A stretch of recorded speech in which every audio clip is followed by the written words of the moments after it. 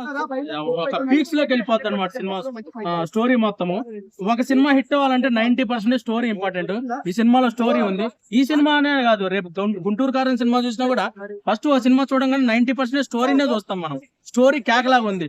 ఈ graphics, direction ఇవన్నీ మనము తర్వాత ఆ 10% చూస్తాం గానీ సినిమా మొత్తం స్టోరీనే చూస్తాం. ఈ సినిమాలో స్టోరీ 90% అసలు 90% స్టోరీని చూస్తాం కాబట్టి సినిమాలో స్టోరీ చాలా బాగుంది. ఈ సినిమా స్టోరీ వల్ల హిట్ అవుతాయి. సెంటిమెంట్ అవన్నీ స్టోరీలో భాగమే అనమాట.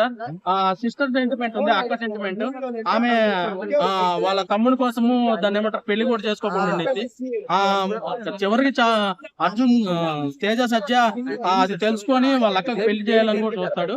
చివరికి ఆమె చనిపోయింది. ఈ సినిమా బ్లాక్ బస్టర్ అండి. ఈ సినిమా 55 కోట్లు. బ్యాక్గ్రౌండ్ మ్యూజిక్ బాగుంది. అన్నిటికంటే గ్రాఫిక్స్ చాలా బాగుంది. 90% సినిమాలో చూసేది మన స్టోరీయే కాబట్టి స్టోరీ కేక, స్టోరీతోనే హిట్ అయింది ఏ సినిమా అయినా.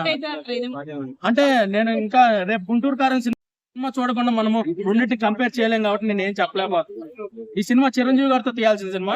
చిరంజీవి గారితో తీస్తే గ్యారంటీ 2000 కోట్లు సంపాదించింది. ఎందుకంటే ఇది 10 లాంగ్వేజెస్ లో రిలీజ్ అవుతుంది. దేశవ్యాప్తంగా, ప్రపంచవ్యాప్తంగా 10 లాంగ్వేజ్ లో రిలీజ్ అయితే నెక్స్ట్ దీనికి సీక్వెల్ ఉంది. ఈ సీక్వెల్ అయిన ప్రశాంత్ వర్మ గారు చిరంజీవి గారితో తీస్తారని నేను మెగా ఫ్యామిలీకి పెద్ద ఫ్యాన్ అనమాట. చిరంజీవి గారికి పెద్ద ఫ్యాన్ నేను.